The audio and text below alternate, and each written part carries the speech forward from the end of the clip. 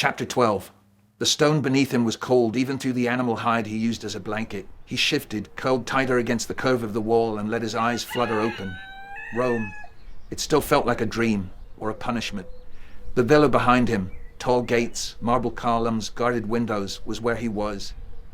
Marcus, warm, fed, sleeping on something soft. The boy didn't resent it, not really. But something about sleeping on the edge of that place, so close to its luxury, made his stomach twist. A sound pulled him up, laughter, shrill and fast. Children. He sat up, blinking at the rising sun. A group of boys was racing through the street, barefoot and wild-haired, dodging around kites and kicking a stuffed ball of rags. He watched them for a long moment. He'd seen Roman children before, dressed stiffly, escorted by tutors, walking like they were born with bones made of stone. These boys were different. Dirty knees, torn tunics, loud voices, no parents. Like him. One of them noticed him sitting there. The group slowed. A few of the boys whispered. The Briton boy stood slowly, brushed the dust from his knees. They looked ready to bolt. He raised a hand, not a wave, more like a sign that he wasn't a threat. Then he said, in Marcus's tongue, halting, accented, "You play, I watch." A pause. Then the smallest boy shrugged. "You talk funny." Another grinned. "He's not from here, look at his hair." A third, clearly the leader, stepped forward. "Where are you from?" The Briton shrugged. "North." They looked at each other. North could mean anything.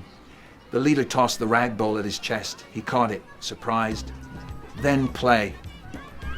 And just like that, he was running, laughing, and he was not alone anymore.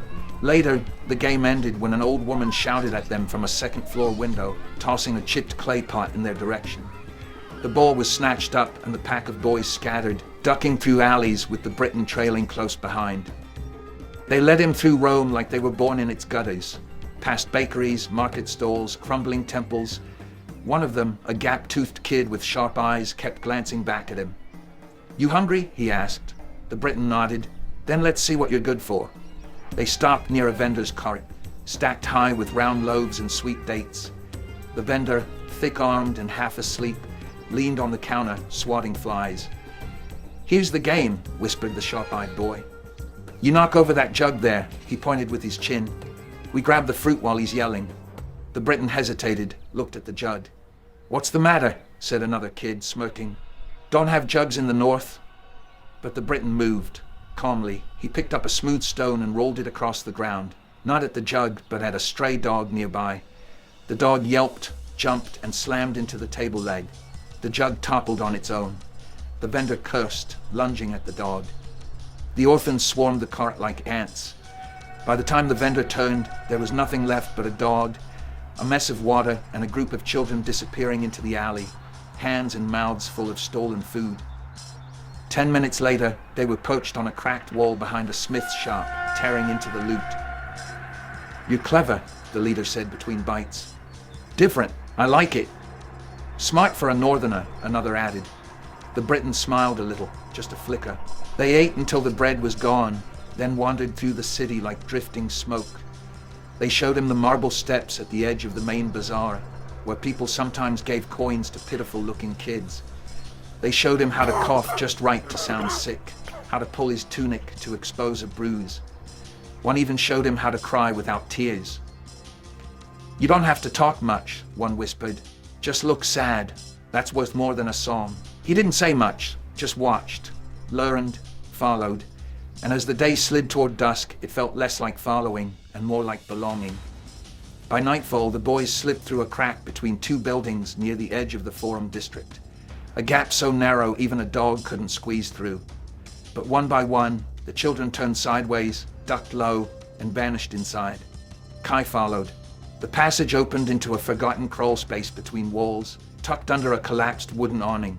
Someone had lined the floor with straw and rags, and a half-burnt oil lamp flickered near the back. It smelled of ash and boy sweat and something sour, but it was warm, private, safe. Kai settled in near the lamp, his back to the stone. One of the boys tossed him a crust of bread, half-eaten but clean. "You've earned your spot," said the leader, stretching out. "But now you gotta tell us. Where's North?" Kai looked at their eager faces in the dim light. He didn't answer right away. Then he spoke. I lived where the trees are so thick, even the sun gets lost, he said softly. Where fog sleeps in the valleys and wolves speak in dreams. We paint our faces with ash and wear the bones of foxes on our belts. The druids can make the wind stop if they don't like what it's saying. The boys stared, wide-eyed. Do you eat people? One whispered. Kai blinked. No, he said. Then, with a crooked grin, only the ones who ask stupid questions. Laughter broke the spell. One boy, older than the rest, leaned back and stared at the ceiling. My father died fighting in Thrace, left my mother with nothing. She got sick. I buried her myself. Another, younger, curled his legs under him. My parents were actors. They owed coin. One night a man came knocking. I hid. They didn't. Silence hung.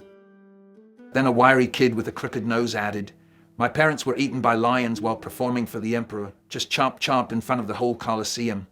The others stared. He smirked. Nah, I just ran away. They were annoying. Groans and laughter again. Kai smiled, but the warmth faded a little from his face. There's a Roman boy, he said. Marcus, he's different. He was kind to me. The senator's slave? One asked. Kai nodded. He's not like them, but he's trapped in that place. I don't think he wants to be. The leader tilted his head. So? Kai looked around at the boys, scrappy, wild, and loyal to no one but each other. I want to get him out. A beat. Then the lion joke boy shrugged. All right. What? Kai blinked. You helped us. You're one of us now. Besides, said the leader, smirking, breaking into a senator's house sounds fun. One by one, the boys nodded. Kai leaned back, a strange feeling blooming in his chest. Not fear, but a connection. Morning in Rome came loud and bright. Kai and the others woke stiff-limbed and sweaty in the hideout, blinking at the slice of daylight sneaking through the crack in the wall. Bathhouse? Said one of the boys, rubbing sleep from his eyes. Yes, groaned another. We smell like dead pigs. Kai sniffed himself. He didn't know what a pig smelled like dead, but he didn't argue. They waited until the bathhouse opened, one of the public ones near the market square, where the marble was cracked and the attendants half asleep.